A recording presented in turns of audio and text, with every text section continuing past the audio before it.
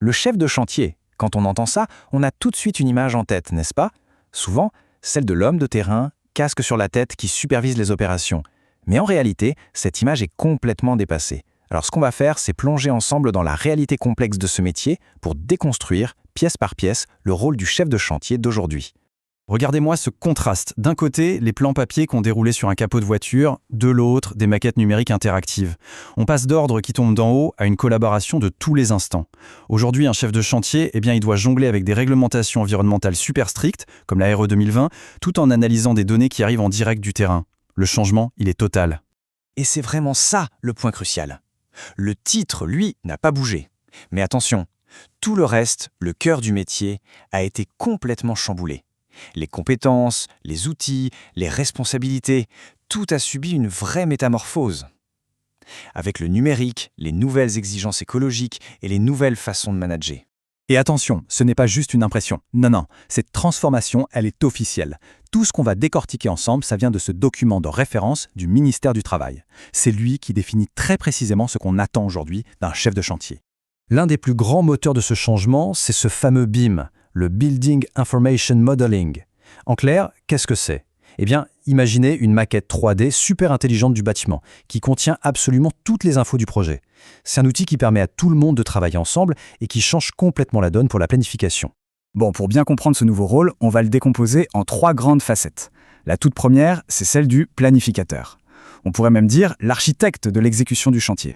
Et ce rôle d'architecte, ce n'est pas juste une jolie image. Le référentiel officiel le traduit en compétences très concrètes. On ne parle plus seulement de suivre un plan. Non, il s'agit de véritablement gérer et coordonner, extraire les infos clés de la maquette numérique, bâtir des plannings au cordeau et orchestrer toute la logistique du site. Ce travail de planification, on peut le résumer en 4 temps forts. Tout commence par l'analyse du dossier, qui est de plus en plus souvent entièrement numérique. Ensuite, on élabore le planning, puis on installe le chantier, et enfin, on gère au jour le jour les ressources. C'est un vrai travail d'orfèvre. Il n'y a pas d'autre mot. Et aujourd'hui, planifier, ce n'est plus seulement une question de temps et de budget. Pas du tout. Le chef de chantier doit intégrer les principes d'éco-construction très stricts. En fait, il est le gérant du respect des normes, de la bonne utilisation des matériaux durables et de la gestion des déchets. C'est une énorme responsabilité en plus. Allez, on passe à la deuxième facette. Après l'architecte planificateur, voici le superviseur. C'est lui, l'œil de faucon sur le terrain, celui qui garantit que tout est fait dans les règles de l'art, avec qualité et sécurité. Et là encore, le référentiel est très clair sur ce que superviser veut dire. Ça demande des compétences techniques de pointe. L'enjeu, c'est d'implanter les ouvrages avec une précision quasi chirurgicale, souvent avec des outils connectés à la maquette numérique, et d'assurer un contrôle permanent de la qualité. Concrètement, qu'est-ce que ça donne sur le terrain? Le superviseur est sur le pont, souvent avec une tablette, pour comparer en direct le travail réalisé avec la maquette 3D. Il remplit des fiches de contrôle qualité numérique, il documente le moindre petit écart. Son but, c'est de s'assurer que ce qui est construit est rigoureusement identique à ce qui a été conçu. Clairement, l'après n'a pas sa place ici. Il n'y a aucune marge d'erreur. Chaque contrôle, chaque décision a un impact direct sur la solidité et la sécurité de l'ouvrage. C'est une responsabilité immense qui demande une concentration de tous les instants. Et on arrive à la troisième facette. La dernière est peut-être bien la plus importante de toutes, celle du leader. Parce qu'un chantier, au fond, c'est d'abord et avant tout une aventure humaine.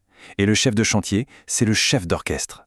Le mot manager est vraiment central. Le référentiel insiste sur 2 piliers, la communication et l'encadrement. On est très très loin de l'image du simple donneur d'ordre.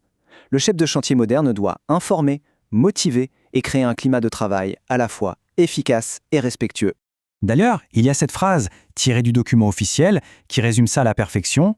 Le but n'est pas seulement de diriger sa propre équipe, mais de s'assurer que tous les intervenants du chantier, vraiment tous, travaillent bien ensemble pour la réussite du projet. Cette nouvelle vision du leadership est aussi très liée à ce qu'on appelle la RSE, la responsabilité sociétale et environnementale. Aujourd'hui, ce n'est plus une option. Et le chef de chantier, c'est lui qui est le relais de cette démarche sur le terrain, celui qui porte les valeurs de l'entreprise. Et regardez un peu le niveau de sophistication des compétences humaines qui sont requises. C'est assez impressionnant. On parle de culture de la sécurité, de non-discrimination, de gestion des conflits. Le document mentionne même le besoin de comprendre les différentes générations au travail. Ça, c'est un management qui demande une vraie intelligence émotionnelle et sociale. Bon, après avoir déconstruit tout ça, qu'est-ce qu'on retient? Comment on pourrait synthétiser cette nouvelle identité finalement assez complexe? En fait, le chef de chantier moderne, c'est bien plus qu'un simple manager. C'est la fusion de ces trois rôles. Il est à la fois l'architecte qui planifie, le superviseur qui contrôle et le leader qui fédère. C'est cette polyvalence qui fait toute la richesse de ce métier aujourd'hui.